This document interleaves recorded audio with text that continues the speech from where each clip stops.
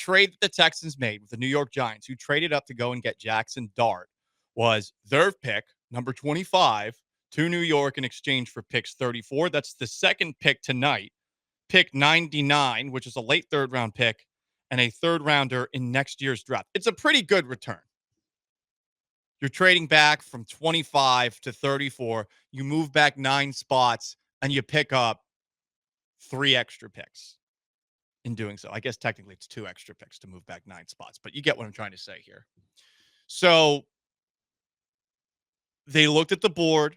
They realized a lot of the players at positions of need were gone. Kelvin Banks, who they supposedly wanted. The Saints took him 9th overall. That was supposedly well ahead of where he was projected to go. Tyler Booker from Alabama, the Will Anderson of the Alabama offense. He went to the Cowboys at pick 12. The other linemen off the board, Will Campbell, who we mentioned earlier. Armand Membu from Missouri went to the Jets, 7th overall. Gray Zabel, a North Dakota State guard, went to the Seahawks. Donovan Jackson, who the Texans were maybe thinking about it, pick 25, goes the pick ahead of the Texans, 24th overall to the Vikings. They really like Donovan Jackson. They probably would have traded up to get him, knowing that the Vikings obviously are going through some turnover themselves on the offensive line. And then after them, the Washington Commanders, who traded for Laramie Tunsil this offseason, they draft Josh Connerly out of Oregon. And the last pick of the first round, which I'm glad the Texans didn't make, I thought they might be thinking about it, was Josh Simmons, a tackle from Ohio State who's dealing with a patellar surgery. So, do you want another John Mechie situation on your hands? Not so much. There were some receivers as well that were taken in the first round. Obviously, Travis Hunter goes to the Jaguars. That's probably the big move of the first round. The Jaguars getting really ballsy, trading up. Ted Arroyo McMillian, who was on our big board, to the Panthers, number 8. Colston Loveland and Tyler Warren, the 2 tight ends, go 10th to the Bears, 14th to the Colts, respectively. I wonder if both Anthony Richardson and Daniel Jones would be better served as tight ends. Just a random thought. Emeka Egbuka, Ohio State battery mate with C.J. Stroud, 19th to the Bucs. Matthew Golden, who was flirting with the Texans on social media, a couple of picks before the Texans as well. Some people were frustrated about that. From Texas, he goes to the Packers at 23. So a lot of the guys that you thought that they might be interested in were off the board when they finally were there. They trade back. They didn't get as much as the Rams got in exchange with that trade that they made at the back of the first round with the Falcons. But the Falcons seem to be run in a silly fashion. And I think that the Texans probably looked at how the Giants clearly wanted Jackson Dart. I don't know how many people saw this, but Joe Shane, his kid, who was, I believe, featured in the offseason Hard Knocks. Well, this kid posted a Jackson Dart highlight reel on Instagram and then set his account to private. These guys got to step letting the kids in the building, right? Whether it's the Jets and Brick Johnson or the Giants and Joe Shane's kid just posting a reel of Jackson Dart. Sean, what are we doing here, kids? I will say last year, I think from Hard Knocks, I think it was Jane Daniels, right? Who they ended up not even having the opportunity to draft. But I think that was the guy. He was like, I would go as like a 13-year-old kid. Right. I will say 1 for 1, 1 for 1. Kid's got a good eye. Kid's got a good eye. That makes me feel better than about Jackson Dart than watching him play at Ole Miss. Although he did put up crazy numbers, but I'll just never forget the end of the Florida game where he throws 3 straight interceptions in 2 possessions and cries. Cries in the middle and then cries after. That guy's supposed to save the Giants' job. Brian Daboll likes him. Joe Shane clearly like him. Okay, good luck. I don't know if he's going to save your job. You're saying Russell Wilson's the starter. Yeah, also good luck with that.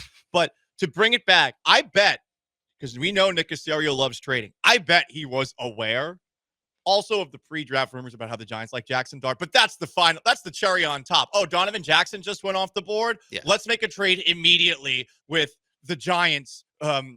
Jackson Dart still on the board. Let's make a trade immediately with the Giants because their little pee pants kid is out there on social media posting highlight videos of Jackson Dart and then setting his profile to private. Listen, the Texans are pretty good at social media, so I'm pretty sure that they made Caserio aware of that in some way, shape, or form before the draft. So they trade back. They get pretty good value in return for that. They did try to trade up. I know a lot of people are frustrated that the Texans didn't move up to go and get 1, Kelvin Banks. The Saints took him really early. They would have had to give up a lot to go get him. And then 2, Tyler Booker, who the Cowboys took. Well, it seems like the Texans actually made a phone call to the Cowboys about trading up to that number 12 spot. This is from the Cowboys draft show on 105.3 The Fan last night. Apparently, and this is coming from those within the building, Houston was the team that was on the clock. Yeah. Or that was on the phone. Yeah. Houston was the one that wanted to make the trade. Apparently, it was a low ball offer initially. Steven called back, wanted something more. Houston said no. So that's where the kind of breakdown happened from a trade scenario side. And they decided to stick and pick with the guy that they had very high on their board. So the Cowboys stay at pick number 12. They take Tyler Booker, who we think the Texans were interested in. The Texans did their due diligence. I said before the draft, I trust Nick Caserio. Whatever he does, I'm going to co-sign it. At that point in the draft, a lot of the guys that it seemed like they wanted were off the board. And they're in a spot right now with the second pick in today's second round, third round, where they have 5 picks today. And per Caserio at his press conference afterwards, okay, maybe they don't get Kelvin Banks, they don't get Tyler Booker, the guys everyone said that they loved. But he was asked if the player he was thinking about drafting at 25 is still on the board. This is a strangely transparent answer from Caserio. You said you all were ready to pick at number 25. Was the pick that you all might have picked, is it still on the board? Good question. Actually, one of the players that we were talking about is actually still on the board.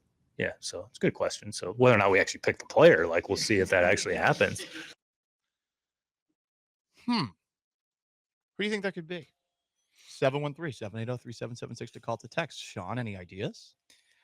I don't know, because the offensive linemen, like we kind of went over the first round offensive linemen. They all went before the Texans picked at 25. So could it be like a wide receiver? Could it be either Harris, the wide receiver from Ole Miss, or Burden, the wide receiver from Mizzou? Just kind of going next on what we think the needs of the Texans are.